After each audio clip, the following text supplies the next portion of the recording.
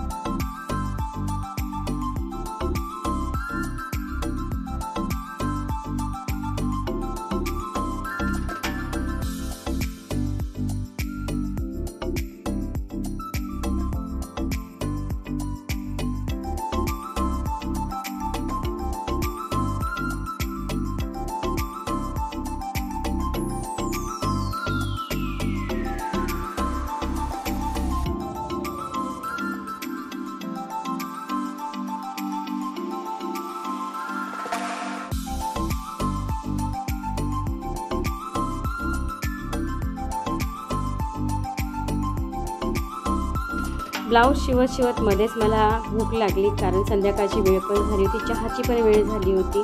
दुपारचं जेवण झालं होतं, पण काय झालं, कालच्या चपाती उरली होती, तर आता म्हणलं ह्याला काय करायला पाहिजे। तर आम्ही जे दुपारी जेवायचं ते जेवलो होतो आम्ही, पण म्हणलं ह्या चपात्यांचं काय करायला पाहिजे, आणि संध्याकाळची वेळ झाली होती आणि चहा पण प्यायचा होता। तर चला म्हणलं ह्याची बारीक चुरा करून घेतला, मस्त असा पोह्यांसारखा। 2 कांदे कापले आणि ते एका पातेल्यामध्ये तेल घेतलं, राई जिरे टाकले, कांदा टाकला आणि कढीपत्ता टाकला आणि त्याच्यामध्ये लाल तिखट टाकलं, हळद टाकलं, मीठ थोडंसंच टाकलं, कारण आधी चपातीमध्ये मीठ होतं म्हणून मीठ थोडंसंच टाकलं।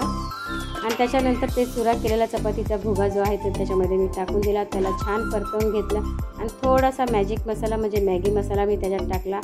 1 नंबर झालेला। तर तुम्ही पण असं चपाती न फेकून देता तुम्ही असं करून बनवून बघा, खूप टेस्टी आणि खूप छान लागतं। चहाबरोबर तर 1 नंबर लागतं।